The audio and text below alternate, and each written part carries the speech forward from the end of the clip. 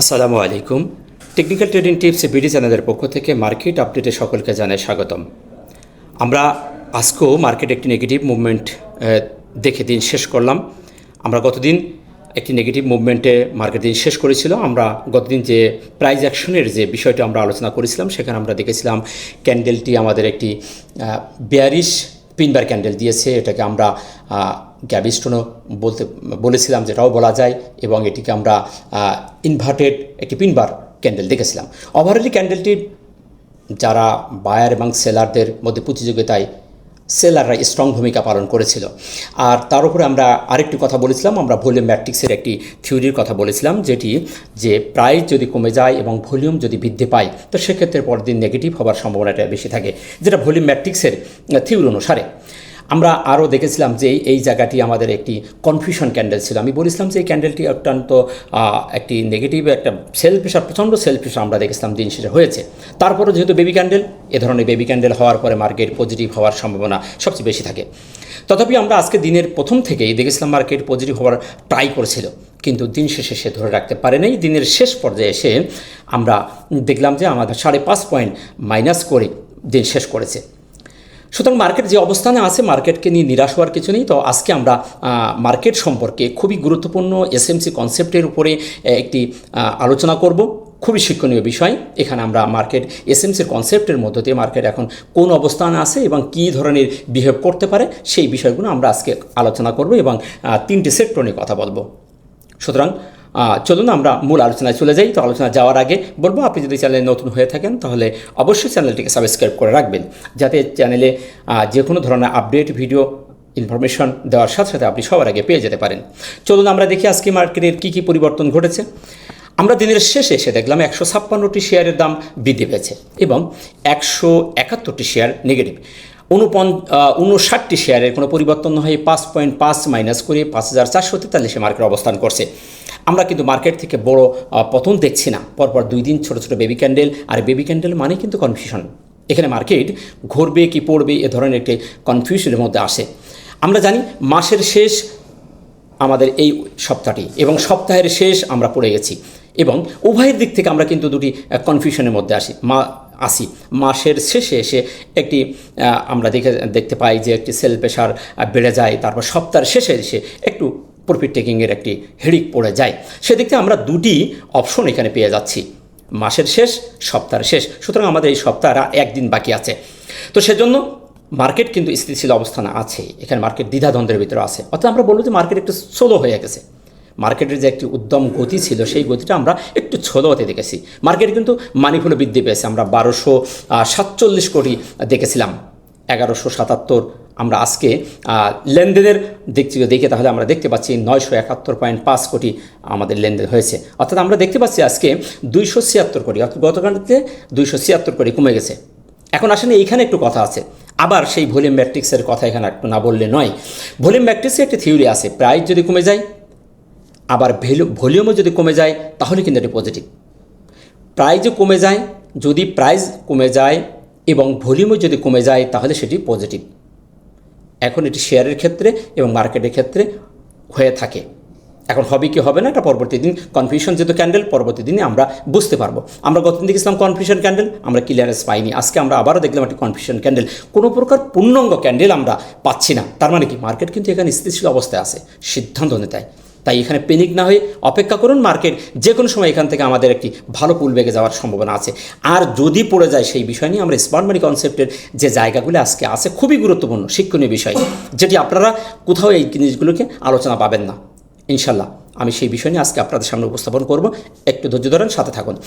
Top সেক্টরের ভিতরে আমরা দেখতে পাচ্ছি টেক্সটাইল, ইঞ্জিনিয়ার, ইন্স্যুরেন্স, ফার্মা এবং লাইফ। এই সেক্টরগুলো আজকে আমরা দেখতে পাচ্ছি টপের ভিতরে আছে। তবে ছোট ছোট শেয়ারগুলো কিন্তু উঠে আসছে। আমরা লো পেডি শেয়ারগুলো কিন্তু একটু কারেকশনে যেতে দেখেছি। টপ ভ্যালুর ভিতরে দেখতে পাচ্ছি টেক্সটাইল, ফার্মা, ইঞ্জিনিয়ার, ফুড এবং ব্যাংক। এই 5টি সেক্টর আমরা উঠে আসতে দেখেছি। এবং দিনের শেষে আমরা দেখতে পাচ্ছি যে ক্যান্ডেলটি করেছে এটি spinning top, bearish spinning top. এটির কোনো কালারের সাথে কোনো যায় আসে না। এদের কোনো ছোট বেবি ক্যান্ডেলের কোনো আমি বলবো জাত নাই, অর্থাৎ এটা পজিটিভ নেগেটিভের কোনো কোয়ালিফিকেশন থাকে না, যারা কনফিউশন, এর লাল হতে পারে আবার সবুজ হতে পারে। সুতরাং এই স্পিনিং টপটি একটি ভালো একটি ক্যান্ডেল, এ ধরনের স্পিনিং টপ হলে পুল ব্যাগের একটি সম্ভাবনা থেকে যায়।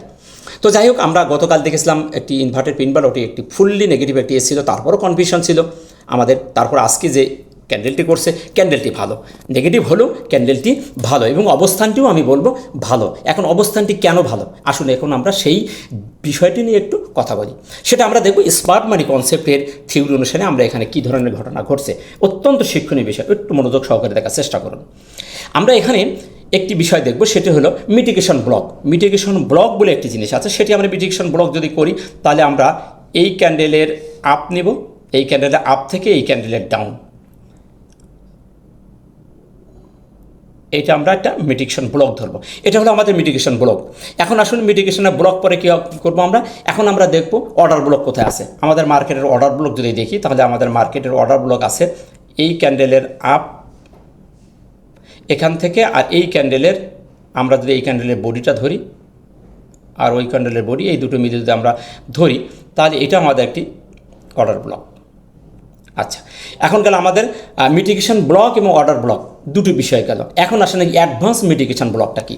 এখন অ্যাডভান্স মিটিগেশন ব্লক হচ্ছে এইখান থেকে শুরু করে আমরা যদি দেখি এই ক্যান্ডেলের এখান থেকে শুরু করে আমরা এই অর্ডার ব্লক থেকে শুরু করে আমরা জাস্ট এই ক্যান্ডেলের যে বড় মারবুজু ক্যান্ডেল করেছিল সেই ক্যান্ডেলের ডাউন থেকে তার আমরা আপ পর্যন্ত যাব, আপ পর্যন্ত যাওয়ার পরে হায়ার পর্যন্ত যাওয়ার পরে আমরা এখন এবার তার 50% থেকে আমরা মার্কিং করব। এখন যদি আমরা 50%কে মার্কিং করি তাহলে আমাদের 50% কোথায় আসতেছে? আমাদের 50% আসতেছে এটা, এখান থেকে আমাদের এটা হলো তার 50% অ্যাডভান্স মিটিগেশন ব্লকের। এখন 50% যদি আমরা ধরি তাহলে আমাদের অ্যাডভান্স মিটিগেশন ব্লকের যে থিওরি অনুযায়ী আমরা যদি দেখি তাহলে আমাদের 50% হলো এই এলাকাটি। এখন আমরা এটাকে আমরা উঠিয়ে দিই, এটা যদি আমরা এখন উঠিয়ে দেই, দেওয়ার পরে আমাদের 50% হলো এই জায়গাটি, এই যে সবুজ দাগটি, এটাই আমাদের এখন 50% লেভেল। তাহলে আমরা দেখতে পাচ্ছি যে আসুন আর একটি বিষয়, আমরা প্রথমে দেখলাম কি মিটিগেশন ব্লক, তারপর দেখলাম আমরা এটি দেখলাম অর্ডার ব্লক, তারপর দেখলাম আমরা কি অ্যাডভান্স মিটিগেশন ব্লক। এখন অ্যাডভান্স মিটিগেশনের ব্লকের পরে আমরা এফভিজি খুঁজবো, দেখি আমাদের এইটুকু জায়গার ভিতরে এফভিজি আছে কিনা। এফভিজি বলতে আমাদের এই ক্যান্ডেলের আপ এবং থার্ড ক্যান্ডেলের নিচেই, থার্ড ক্যান্ডেলের নিচেই, ব্যাস। তাহলে আমরা কি পেলাম? আমরা এখন এফভিজি পেয়ে গেলাম। এখন এফভিজি মধ্যে যদি মিটিগেশন ব্লক এবং এফভিজি যদি ওভারল্যাপ হয়, এফভিজি এবং মিটিগেশন ব্লক যদি ওভারল্যাপ হয় এবং একটি মারবুজু ক্যান্ডেল যেখানে অ্যাডভান্স মিটিগেশন ব্লকের 50% যদি কভার করে তাহলে 50% থেকে ম্যাক্সিমাম ক্ষেত্রে শেয়ার বলেন, মার্কেট বলেন এবং আপনার সেক্টর বলেন, যে কোনো জায়গা থেকে এই জায়গা থেকে ঘুরে যাওয়ার পসিবিলিটি সবচেয়ে বেশি থাকে। আমি আবার বলছি, মিটিগেশন ব্লক এবং এফভিজি যদি ওভারল্যাপ হয়ে যায়, ওভারল্যাপ যদি হয়ে যায় তাহলে সেখান থেকে মার্কেট বলেন, শেয়ার বলেন, পুল ব্যাক করার সম্ভাবনা বেশি থাকে। তো সেই ক্ষেত্রে আমরা দেখতে পাচ্ছি যে আজকে স্মার্ট মানি কনসেপ্টের সেই জায়গার থেকে আমরা এখানে আমাদের সেই অর্ডার ব্লকে আসতে দেরি আছে, কিন্তু আমাদের মিটিগেশন অর্ডার ব্লকের ভিতরে যে অ্যাডভান্স মিটিগেশন ব্লক এবং এফভিজির ওভারল্যাপ হয়ে গেছে। ওভারল্যাপ হওয়ার পরে আমরা আজকে দেখতে পাচ্ছি ঠিক সেই জায়গাটিকে আমাদের মার্কেট এই লেভেলে এসে থেমে গেছে। সুতরাং আমাদের বাকি আছে আর একদিন, বৃহস্পতিবার আগামীকাল। তো সেই ক্ষেত্রে আশা করা যায় যে আমাদের মার্কেট এরকম জায়গা থেকে এরকম একটা ঘটনা আমাদের ঘটতে পারে। আমরা আশা করি মার্কেট আমাদের এই লেভেলে যেতে আসছে এবং এখান থেকে মার্কেট আগামীকাল স্লো হবে। তা নাহলে আমাদের এই মিটিগেশন ব্লক, এই ব্লকের বাইরে মার্কেট না আসার সম্ভাবনাই সবচেয়ে বেশি। তো যতবা আমরা দেখতে পাচ্ছি এখানে খুবই ভালো একটা কাজ করছে আমাদের সেই 50% অ্যাডভান্স মিটিগেশন ব্লকের 50% কাজ করছে। তাহলে আমরা আশা করি কালকে যদি বৃহস্পতিবার, কালকে যদি মার্কেট স্লো থাকে, তাহলে কালকে যদি পজিটিভ না হয়, স্লো থাকে, এই ধরনের কি ছোটো ক্যান্ডেল দিয়ে যদি এখানে থেকে যায়, তাহলে আমরা আশা করি আগামী সপ্তাহে মার্কেট এখান থেকে পুল ব্যাক করবে। আর যদি এখান থেকে পুল ব্যাক না করে তাহলে আমাদের নিচে আছে অর্ডার ব্লক, আমাদের এই অর্ডার ব্লকটাই আমাদের ইম্পর্টেন্ট। এটা যদি ভেঙে যায় তাহলে আমাদের সাপোর্ট লেভেলের যে এই যে বড় যে সাপোর্ট লেভেল আছে আমরা সেখানেই তার জন্য অপেক্ষা করব। তো সেক্ষেত্রে মার্কেট যেহেতু এখন কনফিউশন, একটি স্পিনিং টপ দিয়েছে, আমরা এই অবস্থান থেকে বেশ কয়েকটি গুরুত্বপূর্ণ বিষয় এখানে আমরা দেখতে পাচ্ছি। সুতরাং এই দৃষ্টিকোণ থেকে বলা যায় মার্কেট এখনও ভালো অবস্থান আছে এবং যে জায়গাটায় দাঁড়িয়েছে এখান থেকে মার্কেটের পুল ব্যাক হওয়ার সম্ভাবনা সবচেয়ে বেশি। আশা করি বিষয়টা আপনারা বুঝতে পেরেছেন। নেক্সট আমরা দেখব যে এমএসিডির বিষয়টাও আমরা দেখতে পাচ্ছি যে তার ক্রমান্বয়ে তার হিস্টোগ্রামে বার করে ছোটো থেকে ছোটোর দিকে যাচ্ছে। আমরা আজকেও ছোটো একটি বার দেখতে পেলাম। আজকে কিন্তু মার্কেটে 5.5 পয়েন্ট মাইনাস হওয়ার পরে হিস্টোগ্রামটি গাঢ় লাল হয়নি, সুতরাং এটাও পজিটিভ অবস্থানে আছে। সেদিক থেকে বলবো এই বারটি যদি ছোটো থেকে ছোটো দিকে যাচ্ছে, খুব তাড়াতাড়ি হয়তো এটা জিরো লাইন ক্রস করে সবুজ বারে যাবে, অর্থাৎ আগামী সপ্তাহে হয়তো মার্কেট আমাদের ভালো একটি মুভমেন্ট দেখাবে। এই কয়েকদিন হয়তো মার্কেট স্লো থেকে যেহেতু গুরুত্বপূর্ণ একটি জায়গায় দাঁড়িয়ে গেছে, আশা করছি সামনে মার্কেট এখান থেকে পুল ব্যাক করবে। নেক্সট আমরা যদি দেখি আরএসআইয়ের ব্যাপারটা আমি বলেছি, আরএসআই আমরা দেখতে পাচ্ছি 63.64, আরএসআইও ভালো অবস্থানে আছে।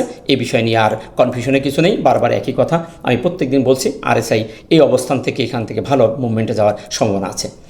আশা করি এই বিষয়টিও আপনারা বুঝতে পেরেছেন। চলুন আমরা এখন একটু অন আওয়ার টাইম ফ্রেমটা দেখি। অন আওয়ার টাইম ফ্রেমে যদি আমরা দেখার চেষ্টা করি তাহলে আমরা এখানে দেখতে পাচ্ছি যে আমাদের সেই জায়গাগুলি কিন্তু খুবই গুরুত্ব সহকারে মার্কেট ফলো করেছে। আমরা এখান থেকে একটি সুন্দর একটি সাপোর্ট এলাকা দেখতে পাচ্ছি। আমরা যদি এই এলাকাটা দেখি তাহলে আমরা দেখতে পাই যে এই এলাকাটি একটা সাপোর্ট এলাকা ছিল। দেখেন এখানেই আমাদের একটা অর্ডার ব্লক, সেই জায়গাগুলিকে খুবই গুরুত্ব সহকারে আমাদের মার্কেট দেখছে। সুতরাং আমরা আশা করি মার্কেট আমাদের এই জোনটা থেকেই মার্কেট ঘুরে যাবে, এখানেও আমরা সেই ধরনের একটি মুভমেন্ট দেখতে পাচ্ছি। এখন আরও একটু দেখি, সপ্তাহের শেষ যেহেতু আমরা উইকলি দেখে আসতেছি, আমাদের আজকের ক্যান্ডেলটি কী বলছে উইকলিতে। উইকলি ক্যান্ডেলটিও আমরা কিন্তু ভালো অবস্থান দেখতে পাচ্ছি। আমরা একটু উঠিয়ে দিই জায়গাটা, যেহেতু আমাদের বলা শেষ, তাহলে ক্লিয়ার বুঝতে পারবেন। আমরা উইকলির সেই ক্যান্ডেলটি কিন্তু দেখতে পাচ্ছি সেই আমাদের গতকালের বা সেই এই সপ্তাহ 3 আগস্ট এবং 27 জুলাই এই জায়গাটি, এই 2 সপ্তাহের যে আপ যে জায়গাটা ছিল সেই এলাকাতেই আমরা দেখতে পেয়েছি 5443-এ মার্কেট এখানেই আজকেও সেই মার্কেট 43-এ অবস্থান করছে। সুতরাং এই 2 সপ্তাহ এবং এই সপ্তাহে কিন্তু এখন সেই জায়গায় অবস্থান করছে। সেদিক থেকে বলবো আমাদের এই অবস্থানটা কিন্তু ভালো একটা অবস্থান। উইকলিতে আমরা দেখতে পাচ্ছি মার্কেট ভালো অবস্থানে যাওয়ার জন্য প্রস্তুতি গ্রহণ করছে। সুতরাং নিরাশ হওয়ার কিছু নেই, ধৈর্য ধারণ করুন, মার্কেট খুবই ভালো অবস্থানে আছে এবং স্মার্ট মানি কনসেপ্টের যে বিষয়গুলো আমরা দেখলাম মার্কেট এখান থেকে ভালো হওয়ার সম্ভাবনা আছে। চলুন আমরা এখন দেখি, আমরা সর্বপ্রথম দেখব টেক্সটাইল সেক্টরটি। খুবই ভালো একটি মুভমেন্ট দিয়ে টেক্সটাইল সেক্টরটি যাচ্ছে, উইকলিতে খুবই ভালো অবস্থানে আছে এবং আমরা যদি তার প্রত্যেকটি আমরা উইকলিতে দেখতে পাচ্ছি প্রত্যেকটি 3 সপ্তাহ ভালো পারফরমেন্স দেখাইছে। আমরা একটু ডেলিতে যেয়ে দেখি তার ডেলির অবস্থানটা কী। আমরা ডেলিতে দেখতে পাচ্ছি একটি ডোজি ক্যান্ডেল, একটি কনফিউশন ক্যান্ডেল।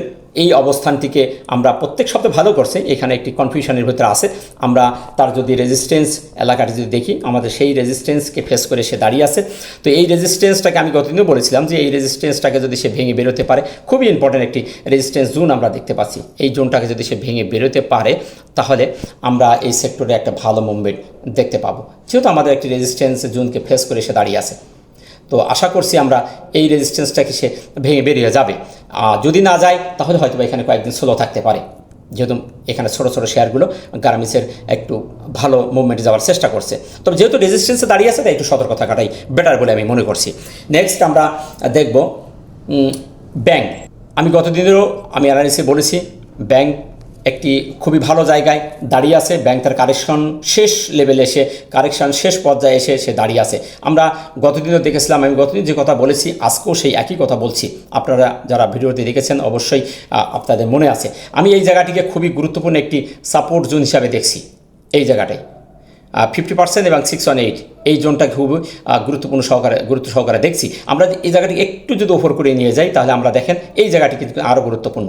নিচে আছে আমাদের 618 এবং 50% ওপরে, এইটাকে যদি শো করে আমরা এই জায়গাটি উঠিয়ে দিই, ব্যাস এই জায়গাটিকে যদি আমরা দেখি তাহলে মার্কেটের এই ব্যাংক সেক্টরটি কিন্তু তার কারেকশনের শেষ এসে দাঁড়িয়ে আছে।